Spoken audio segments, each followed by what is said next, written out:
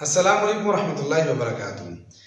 ایک سوال جو انتہائی اہم ہے اور آج کل اس معاملے میں کافی زیادہ سستی بھی ہم نے دیکھی ہے اور کئی مرتبہ یہ لوگوں نے کیا ہے۔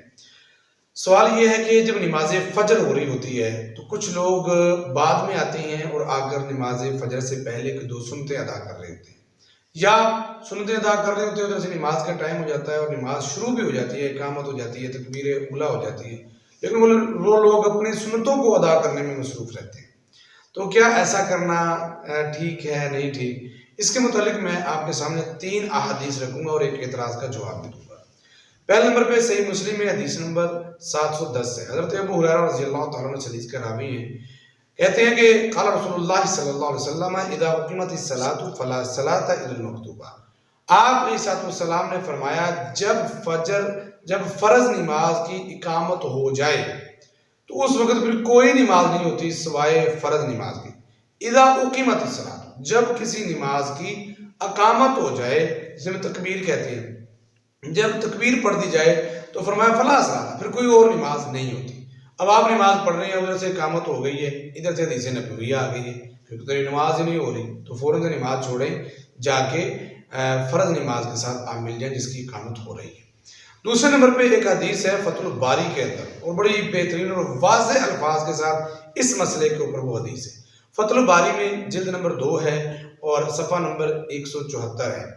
حضرت رسول اللہ صلی اللہ علیہ وسلم نے ایک بندے کو دیکھا اور آپ نے پھر اس وقت ارشاد فرمایا، آپ نے فرمایا لوگو اذا اقیمت الصلاۃ فلا صلاۃ الا المکتوبہ، جب فرض نماز کے لیے اقامت ہو جائے کوئی نماز نہیں ہوتی۔ قیل یا رسول اللہ ولا رکعت الفجر، آپ سے پوچھا کہ اللہ کے نبی فجر کی 2 سنتیں جو ہیں وہ بھی نہیں ہوتی؟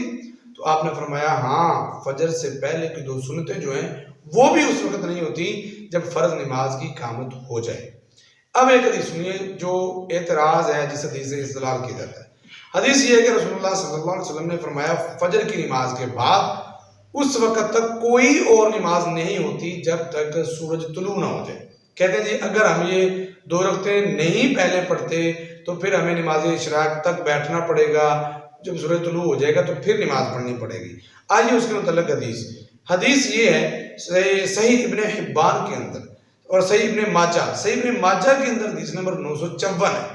راوی فرماتے ہیں کہ رسول اللہ صلی اللہ علیہ وسلم نے ایک شخص کو دیکھا، رأى النبی صلی اللہ علیہ وسلم رجلا، آپ نے ایک بندے کو دیکھا جو نماز پڑھ رہا تھا نماز فجر کے بعد۔ آپ نے صلی اللہ علیہ وسلم نے جب اسے دیکھا تو آپ نے پوچھا کہ کیا تم نے یہ ڈبل نماز پڑھی ہے؟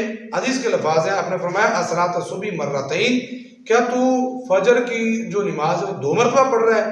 اس نے کہا اللہ کے نبی نہیں، بلکہ یہ جو پہلے کی 2 سنتیں رہ گئی تھی میں تو وہ نماز ادا کر رہا ہوں۔ فسکت النبی صلی اللہ علیہ وسلم، نبی صلی اللہ علیہ وسلم خاموش ہو گئے۔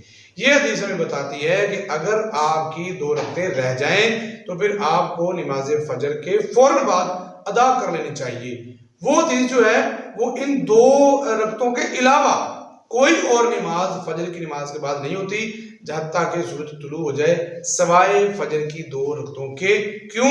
کیونکہ یہ صحیح ابن ماجہ کے اندر جو روایت ہے اس نے مستثنا کر دیا ہے ان 2 رکعتوں کو جو ہم نماز فجر سے پہلے ادا کرتے ہیں۔